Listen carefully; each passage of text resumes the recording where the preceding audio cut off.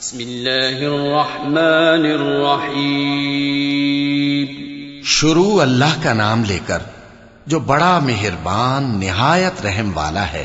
والسماء ذات البروج واليوم الموعود وشاهد ومشهود قتل أصحاب الأخدود النار ذات الوقود إذ هم عليها قعود وهم على ما يفعلون بالمؤمنين شهود وما نقموا منهم إلا أن يؤمنوا بالله العزيز الحميد الذي له ملك السماوات والأرض والله على كل شيء شهيد.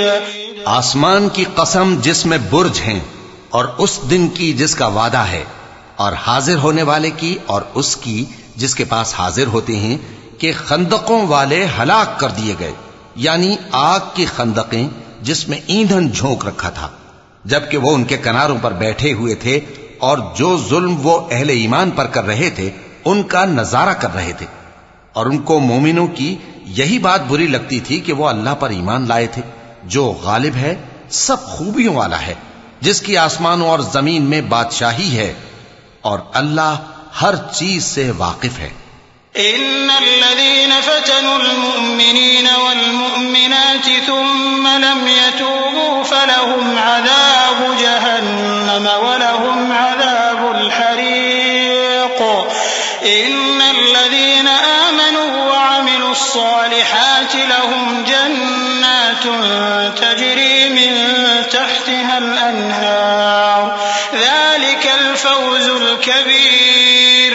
إن بطش ربك لشديد إنه هو يبدئ ويعيد وهو الغفور الودود ذو العرش المجيد فعال لما يريد.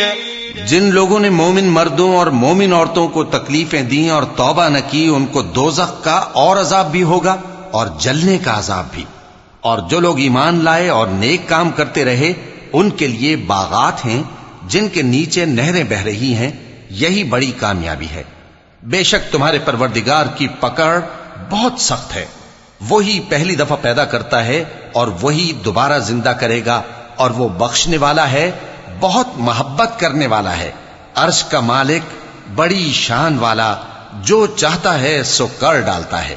هل أتاك حديث الجنود فرعون وثمود بل الذين كفروا في تكذيب والله من ورائهم محيط بل هو قرآن مجيد في لوح محفوظ.